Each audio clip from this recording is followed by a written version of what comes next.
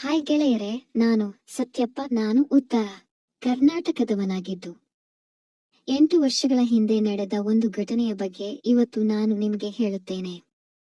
ನಾನು ರೂಮಿನಲ್ಲಿ ಇದ್ದುಕೊಂಡು ಸರ್ಕಾರಿ ಹುದ್ದೆ ಸಲುವಾಗಿ ಓದುತ್ತಿದ್ದೆ. ಆದರೆ ನಾನು ಸಿಟಿಯಲ್ಲಿ ಇದ್ದಿದ್ದರಿಂದ ಮನೆಯಲ್ಲಿ ಕೂಡ ನನಗೆ ಕಡಿಮೆ ಹಣವನ್ನು ಹಾಕುತ್ತಿದ್ದರು. ಇದರಿಂದ ಕೆಲವೊಮ್ಮೆ ನನಗೆ ಬಹಳ ಕಷ್ಟ ಎದುರಾಗುತ್ತಿತ್ತು. ನಾನು ಹಲವರ ಬಳಿ ಸಾಲವನ್ನು ಮಾಡಿಕೊಂಡಿದ್ದೆ. ನನ್ನ ಜೊತೆಗೆ ಇದ್ದ ಸ್ನೇಹಿತರು ಕೂಡ ನನಗೆ ಸಾಕಷ್ಟು ಸಾಲವನ್ನು ನೀಡಿದ್ದರು. ಆದರೆ ಅವರಿಗೆ ಪ್ರತಿ ಬಾರಿ ನನಗೆ ಹಣವನ್ನು ಕೇಳಲು ಕಷ್ಟ ಎನಿಸುತ್ತಿತ್ತು.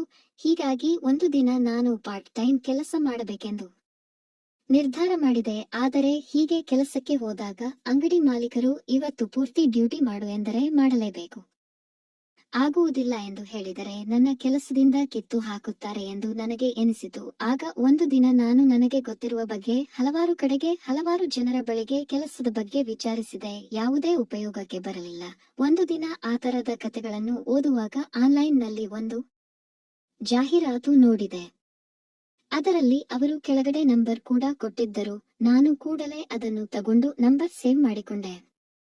ಆದರೆ ಅವರಿಗೆ ಫೋನ್ ಮಾಡಲಿಲ್ಲ. ಹೀಗೆ ಮತ್ತೆ ಎಲ್ಲಾ ಕಡೆಗೆ ಕೆಲಸ ಹೇಳಿದಾಗ ಎಲ್ಲಿಯೂ ಸಿಗಲಿಲ್ಲ. ಆಮೇಲೆ ಏನಾದರೂ ಮಾಡಿ ದುಡ್ಡು ಸಂಪಾದನೆ ಮಾಡಬೇಕು ಎಂದು ನಿರ್ಧರಿಸಿ ಅವತ್ತು ಆ ನಂಬರ್ಗೆ ಫೋನ್ ಮಾಡಿದೆ. ಆ ಕಡೆಯಿಂದ ಅವರು ಚೆನ್ನಾಗಿಯೇ ಮಾತನಾಡಿದರು.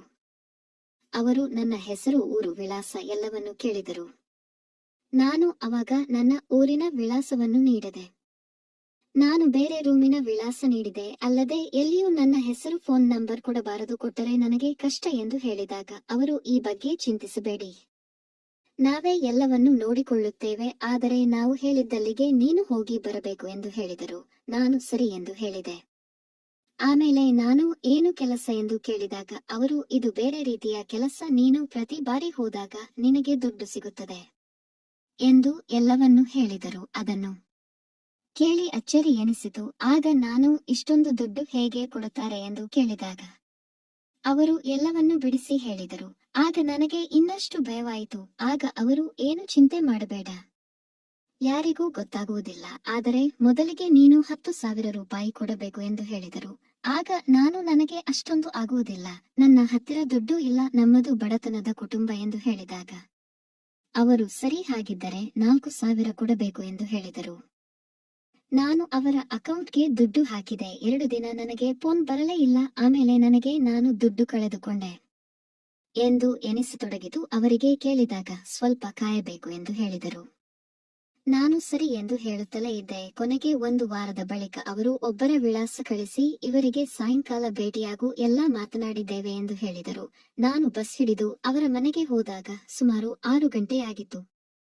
ನಾನು ಅವರ ಮನೆಯ ಹತ್ತಿರವೇ ನಿಂತುಕೊಂಡಿದ್ದೆ. ಆದರೆ ನನಗೆ ಭಯವಾಗುತ್ತಿತ್ತು. ನಾನು ಏನು ಮಾಡಬೇಕೆಂದು ಗೊತ್ತಾಗದೆ ರಸ್ತೆ ಬದಿ ನಿಂತಿದ್ದೆ. ನನಗೆ ಕೆಲಸ ಕೊಟ್ಟವರು ಫೋನ್ ಮಾಡಿ, ಇನ್ನು ಹೋಗಿಲ್ವಾ ಅವರ ಕಡೆಯಿಂದ ದುಡ್ಡು ತೆಗೆದುಕೊಂಡಿದ್ದೇವೆ, ನಿನಗೆ ಮೊದಲೇ ಯಾವ ಕೆಲಸ ಅಂತ ಹೇಳಿದ್ದೇವೆ, ಹೆದರಬೇಡ ಹೋಗು ಎಂದರು.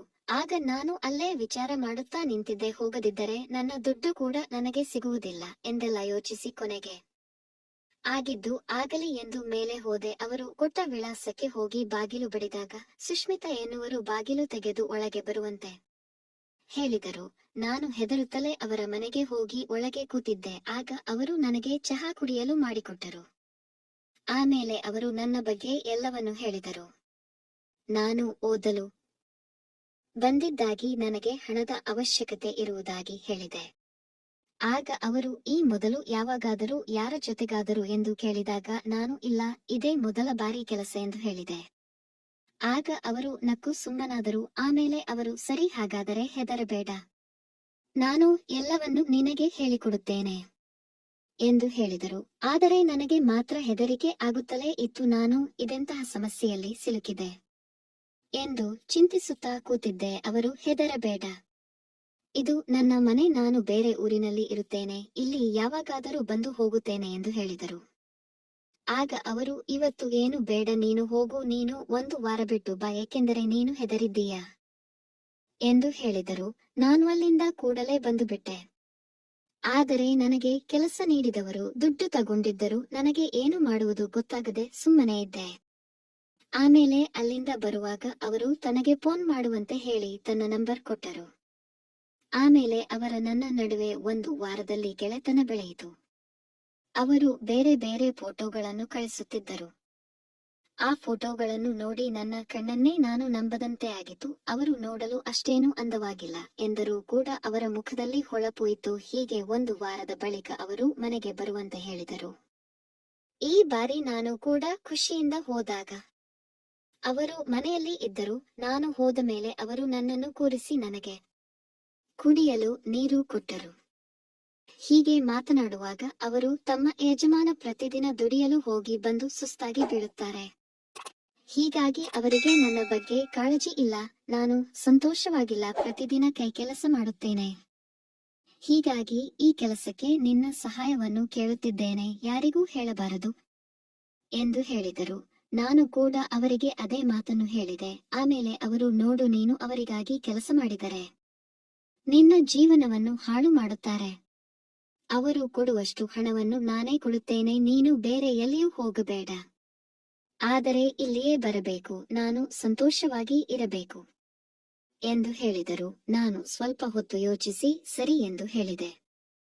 ಆಮೇಲೆ ಎಲ್ಲವನ್ನೂ ಮಾತನಾಡಿದ ಮೇಲೆ ಅವರು ಸರಿ, ಒಳಗೆ ಹೋಗೋಣ ಎಂದು ಕರೆದುಕೊಂಡು ಹೋದರು. ಅಲ್ಲಿ ದೊಡ್ಡದಾಗಿ ಒಂದು ಟಿವಿ ಇತ್ತು. ಅದರಲ್ಲಿ ಅದಾಗಲೇ ಒಂದು ಸಿನಿಮಾ ಓಡುತ್ತಾ ಇತ್ತು. ಇಬ್ಬರು ಅದನ್ನು ನೋಡುತ್ತಾ ಕೂತೆವು. ಹೀಗೆ ನೋಡುತ್ತಾ ಕೂತ ಕೆಲ ಹೊತ್ತಿನಲ್ಲಿಯೇ ನಾನು ಅಲ್ಲಿಯೇ ಆ ಕೆಲಸವನ್ನು ಮಾಡಿದೆ. ನಾನು ಆ ಸಿನಿಮಾದಲ್ಲಿ ಬರುತ್ತಿದ್ದಂತೆ ನಟನೆ ಮಾಡಿದ್ದೆ. ಸ್ವಲ್ಪ ಹೊತ್ತಿನ ನಂತರ ಅವರು, ನೀನಿನ್ನು ಚೆನ್ನಾಗಿ ಕಲಿಯಬೇಕು, ಇಲ್ಲದಿದ್ದರೆ ಜೀವನದಲ್ಲಿ ಕಷ್ಟ ಆಗುತ್ತದೆ. ಇಷ್ಟು ವೇಗವಾಗಿ ನೀನು ಕೆಲಸ ಮಾಡಿದರೆ ಕಷ್ಟ ಆಗುತ್ತದೆ. ಸ್ವಲ್ಪ ನಿಧಾನವಾಗಿ ಕೆಲಸ ಮಾಡಬೇಕು ಎಂದು ನನಗೆ ಬುದ್ಧಿ ಹೇಳಿದರು. ನಾನು ಸರಿ ಅಂತ ಹೇಳಿದೆ. ಆಮೇಲೆ ನನಗೆ ಕೆಲಸದ ಪಗಾರ ಅಂತ 5,000 ರೂಪಾಯಿ ನೀಡಿದರು. ಅಷ್ಟೊಂದು ಹಣವನ್ನು ನೋಡಿ ನನಗೆ ಸಾಕಷ್ಟು ಖುಷಿಯಾಗಿತ್ತು. ಆಮೇಲೆ ನನ್ನ ಓದಿನತ್ತ ಗಮನ ಹರಿಸಿದೆ. ಆಮೇಲೆ ಅವರು ತಿನ್ನಲು ಬಿರಿಯಾನಿಯನ್ನು ತರಿಸಿದರು. ಸಾಯಂಕಾಲ ಅಲ್ಲಿಂದ ಹೊರಡುವಾಗ ಅವರು, ಮತ್ತೆ ಯಾವಾಗ ವಾಪಸ್ ಕೆಲಸಕ್ಕೆ ಬರುತ್ತೀಯಾ ಎಂದು ಕೇಳಿದರು. ಮತ್ತೆ ಯಾವಾಗಾದರೂ ಬಂದು ಹೋಗುತ್ತೇನೆ ಎಂದು ಹೇಳಿದಾಗ ಅವರು ಸರಿ ಎಂದು ಹೇಳಿದರು. ಆಗ ಅವರು, ನಿನ್ನ ಹಳೆಯ ಫೋನ್ ನಂಬರ್ ತೆಗೆದು ಹಾಕಿ ಹೊಸ ನಂಬರ್ ತಗೋ, ಅದನ್ನು ಬೇರೆ ಯಾರಿಗೂ ಕೊಡಬೇಡ ಎಂದು ಹೇಳುತ್ತಾ, ಇದು ನನ್ನ ಹೊಸ ಫೋನ್ ನಂಬರ್, ನಾನು ಕೂಡ ನನ್ನ ನಂಬರ್ ಬದಲಾಯಿಸಿದ್ದೇನೆ ಎಂದು ಹೊಸ ನಂಬರ್ ಕೊಟ್ಟರು. ಆಮೇಲೆ ನಾನು, ನೀವು ಇವಾಗ ಏನು ಮಾಡುತ್ತೀರಿ ಎಂದು ಕೇಳಿದಾಗ ಅವರು, ಕಂಪನಿ ಕೆಲಸ ಇದೆ ಎಂದು ಹೇಳಿದರು.